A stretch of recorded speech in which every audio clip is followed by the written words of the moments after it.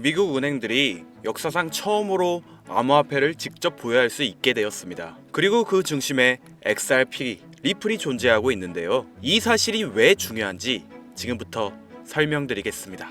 미국 통화감독청 OCC가 공식 승인한 속보입니다. 은행들이 비트코인, 이더리움, 솔라나와 함께 XRP, 즉 리플을 직접 보유하고 운영에 사용할 수 있게 되는 건데요. 그런데 여기서 중요한 건 이게 단순한 투자 목적이 아니라 은행들이 블록체인 네트워크에서 실제로 거래를 처리하고 수수료를 지불하고 결제 시스템을 운영하기 위해 암호화폐를 보유할 수 있게 되는 겁니다. 지금까지 은행들은 모순된 상황에 갇혀 있었습니다. 블록체인 기술을 연구하면서도 정작 그 기술을 사용하는 데 필요한 암호화폐는 보유할 수 없었죠. 하지만 이제 그 장벽이 무너졌습니다. 은행들이 직접 블록체인 네트워크에 참여할 수 있게 되었고, 리플의 XRP는 국제 송금과 결제 시스템에서 핵심적인 역할을 할 준비가 되어 있습니다. 이게 의미하는 바는 명확합니다. 블록체인이 더 이상 실험적 기술이 아니라 금융 인프라의 일부가 되고 있다는 것. 은행들이 내부적으로 암호화폐를 보유하고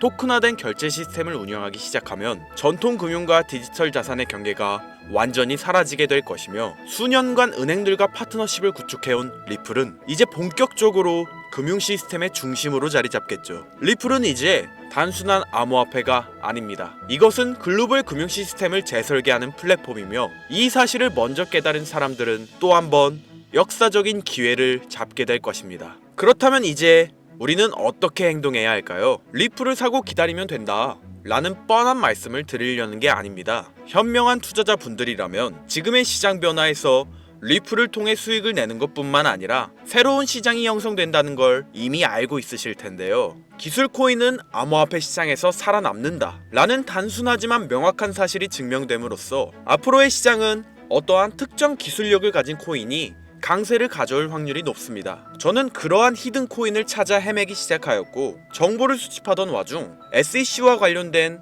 흥미로운 사실을 찾을 수 있었는데요. 2003년 세계에서 가장 막강한 금융 통제력을 가지고 있는 것으로 알려진 미국 증권거래위원회 SEC는 역사상 가장 미스테리한 투자자 한 명을 기소합니다. 그의 이름은 앤드류 칼신. 이 남성은 불과 100만 원으로 시작한 자본금을 4,300억까지 불려내는데요. 무려 43만 배의 수익률을 보여준 것이었죠. SEC는 자본금의 43만 배에 해당하는 칼신의 수익률보다 그가 돈을 벌어들인 속도에 주목했습니다. 100만 원이 4,300억까지 불어나는데 소요된 시간이 고작 2주에 불과했기 때문인데요. 그러나 FBI에 긴급 체포된 칼신이 꺼낸 말은 사건을 더욱 충격에 빠뜨렸죠.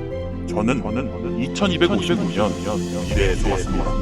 바로 자신이 2256년의 미래에서 주식시장의 정보를 얻었기 때문에 전혀 문제가 없다는 것이었는데요. 그의 모든 거래는 예측 불가능한 급등 종목을 정확히 짚어냈고, SEC는 이것이 내부자 정보에 의한 것이라고 의심했지만 끝내 불법의 증거를 찾아내지 못하였습니다. IT 기업들의 무려 90%가 무너졌던 그해, 대부분의 투자자들이 손실을 감수하고 떠나던 그 혼란의 시장 속에서 마치 앞날을 내다보듯 공격적으로 매입과 매도를 반복한 끝에 이 같은 성공을 거둘 수 있었던 앤드류 칼슨. 그의 거래는 너무 정교하고 완벽했습니다. 이 같은 사실은 미국의 유럽 주간지 위클리 월드뉴스와 여러 주요 언론의 보도를 통해 세간에 알려지게 됐는데요. 그러나 칼신의 정체를 밝히려는 SEC의 시도는 한 정체불명의 인물의 등장과 함께 중단되고 말았습니다. 신원을 알 수 없는 그가 칼신의 석방을 위해 100만 달러라는 거금을 보석금으로 제공했기 때문인데요. 칼신을 감옥에서 빼낸 그 사람의 정체에 대해서는 오늘날까지도 알려진 것이 없으며, 감옥에서 풀려난 칼신은 20년 가까이 세상 밖으로 모습을 드러내지 않음으로써 그를 둘러싼 미스테리는 더욱 깊어졌습니다. 그리고 이어지는 충격적인 사실, 이후 SEC가 칼신의 존재를 부정하기 시작했다는 것이었죠.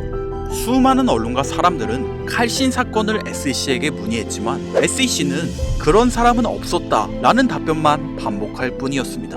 의아함을 느낀 사람들 사이에서 퍼지기 시작한 소문 하나, 칼신이 FBI가 비밀리에 보관 중인 아인슈타인의 수학 공식을 알아내 이를 바탕으로 자본시장의 움직임을 예측한 것이라는 이야기.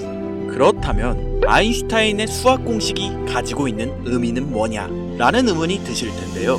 아인슈타인은 자본주의에 대한 비판적 시각을 가진 인물이었습니다. 그는 1949년에 발표한 왜 사회주의인가 라는 글을 통해 지금의 자본주의 시스템을 강하게 비판하였습니다. 실제로 자본주의는 소수의 특권층에게 막대한 부를 안겨주며 정보 왜곡과 권력 집중을 초래하고 있습니다. 이를 예견하고 있었던 아인슈타인은 소수의 권력 집중을 막기 위해 시장을 예측할 수 있는 수학 공식을 만들었고, 그 공식을 통해 지금의 자본주의 시스템을 뛰어넘는 탈중앙화 경제 시스템을 구상했던 건 아니었을까요? 아인슈타인이 죽은 이후 FBI는 비밀리에 그의 노트에서 발견된 수학 공식을 포함 여러 정보를 문서화해 1400페이지가 넘는 정보를 보관했다는 사실, 여기에 더해 43만 배의 수익률의 거래를 완벽히 성공시킨 남성의 정체조차 철저히 숨기려 했다는 사실, 그 자체가 이 공식을 감추고 있다는 반증일지도 모릅니다. 그런데 지금의 중앙화 경제 시스템을 파괴시키고 새로운 금융 시스템을 구축하려 했던 아인슈타인의 의지를 잇는 또 다른 천재 과학자가 나타나 아인슈타인의 수학 공식을 바탕으로 말도 안 되는 기술력을 가지고 있는 위대한 코인을 만들어냈다면 믿으시겠습니까?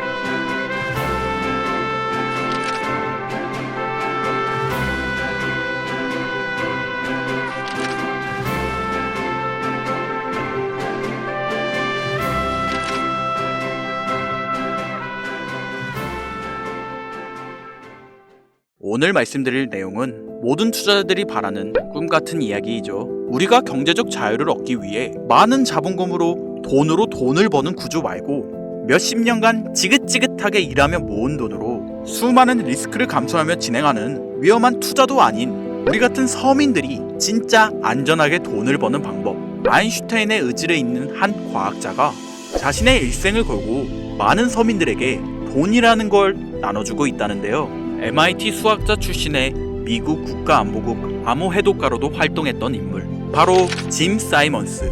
이분은 1978년 르네상스 테크놀로지라는 헤지펀드를 설립한 이후 무려 34년간 연평균 수익률 66%를 기록한 전설적인 투자자입니다. 당장 이 수치가 체감이 안 되실 분들을 위해 말씀드리면, 만약 설립 초기에 10만 원을 그의 회사가 만든 펀드, 메달리움 펀드에 투자했다면 여러분들은 오늘날 자산이 약 4조 6,500억 원이 되는 자산가가 되어 있었을 겁니다. 믿기 힘드시죠? 그런데 이건 단순한 가정이 아니라 실제 그들이 증명해낸 수학적 수치입니다. 짐 사이먼스는 투자 전문가가 아닌 수학자 또는 과학자에 가까운 사람이었는데요. 이들이 이렇게 적은 돈으로 자산을 효과적으로 불릴 수 있었던 이유, 그는 기존의 투자 방식과는 전혀 다른 메커니즘을 활용하고 있었기 때문이었죠. 이들의 투자 기법에는 기업 CEO가 누군지, 매출이 얼마인지 그런 거 전혀 신경 쓰지 않습니다. 오직 수학 공식과 데이터, 그리고 알고리즘만으로 시장을 예측했죠. 그렇다면 이런 놀라운 수익률이 의미하는 바는 하나, 과학과 수학으로 금융시장을 예측할 수 있다는 가능성을 증명했다는 사실이죠. 아니 이게 사실이라면 왜 사람들에게 알려지지 않은 거야? 나도 당장 이 기업에 투자하면 되겠네. 하지만 아쉽게도 이는 불가능합니다. 르네상스는 외부 투자자를 전혀 받지 않습니다. 그들이 허용하는 투자자들은 오직 그들뿐이었죠. 이뿐만 아니라 이 회사의 직원들은 평생 비밀 유지 계약 NDA에 서명해야 입사가 가능하기 때문에 이들이 무슨 일을 하는지, 어떻게 이런 수익을 냈는지는 전혀 알려지지 않았습니다. 그저 그들이 과학과 수학으로 지금의 자본시장을 예측하는데 성공했다는 사실뿐. 사람들은 말합니다. 아니 더 많은 돈을 벌 수 있는데 어째서 외부 투자자를 받지 않는 거냐? 돈을 버는 회사가 어째서 돈을 더 벌지 않는 거야? 당연히 의문이실 텐데요. 어쩌면 그들은 자본주의의 위협이 된다는 이유로 정부에게 억압받으며 어떠한 페널티를 안고 있는 게 아니었을까요? 자, 그런데 여기서부터 본격적으로 흥미진진한 내용을 전해드릴 건데요. 짐 사이먼스가 죽기 전 직접 설계한 알고리즘 기반의 코인이 시장에 나타났다. 처음엔 저도 말도 안 되는 이야기라고 생각했죠. 하지만 코인이 가지고 있는 구조와 발행된 시기를 보니 이야기가 달라졌습니다.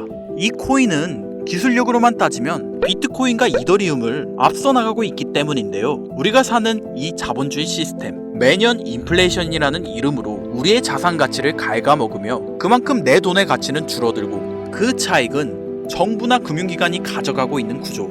이를 벗어나기 위해 나온 대표적인 탈중앙화 암호화폐 두 가지가 있죠. 네, 비트코인과 이더리움입니다. 그러나 비트코인은 2100만 개라는 공급량 제한을 걸어두었고 이더리움은 공급량 제한도 없을 뿐더러 사용량에 따른 소각을 통해 그 양을 조절하고 있습니다.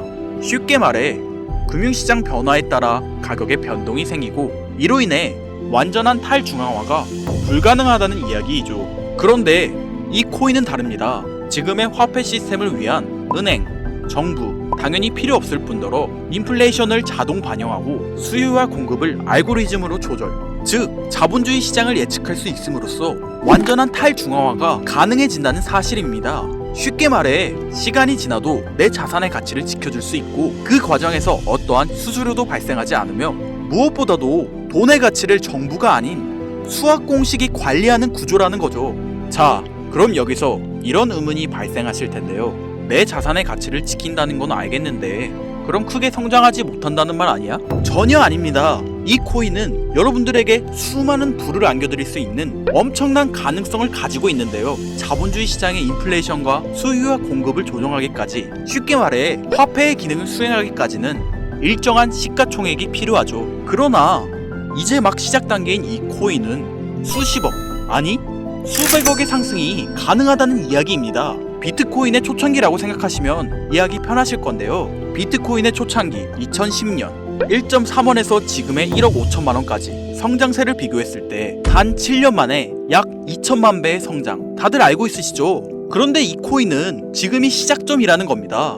최소 몇 년간은 수억 배의 성장이 가능하다는 거예요. 놀라운 건 이뿐만이 아니었죠. 이 코인은 자체 블록체인을 기반으로 구축됐습니다. 여러분들 비트코인과 이더리움, 리플, 그리고 카카오의 클레이튼이나 라인의 링크체인처럼 블록체인 자체를 만든다는 건 OS를 개발하는 수준에 수년이 걸리고 수십 명 이상의 고급 개발자가 필요한 대형 프로젝트입니다. 그냥 하루아침에 만들 수 있는 그저 그런 코인이 아니라는 거죠. 이 정도 기술력의 코인을 만들려면 상당한 자본력과 기술력을 가지고 있어야 하는데 이 코인의 개발자 정보는 완전 비공개, 익명이라는 겁니다. 기술력이나 추구하는 사상을 봤을 때 이 코인의 개발자는 누가 봐도 짐 사이먼스 같은데 수많은 사람들의 노력에도 불구하고 둘 사이의 연관점을 끝내 찾아낼 수 없었는데요. 하지만 저는 포기하지 않고 그가 운영했던 회사인 르네상스, 이 회사와 관련된 문서를 뒤져보기 시작했고 마침내 정말 놀라운 사실을 확인할 수 있었습니다. 이거 보이나요 여러분들? 이 자료는 짐 사이먼스의 르네상스가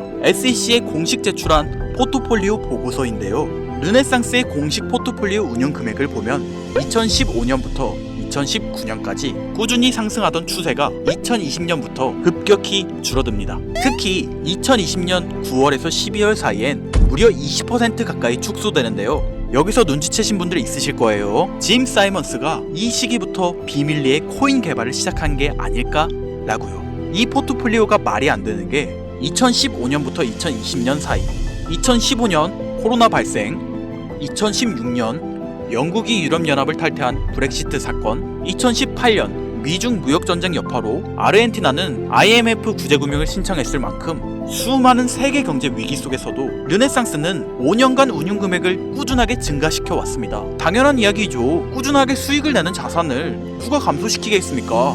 그런데 2020년 르네상스가 미국 SEC에 암호화폐 선물 거래 신청서를 제출한 뒤로 2025년까지 지난 5년간 점진적으로 포트폴리오 운용 금액이 축소되었습니다.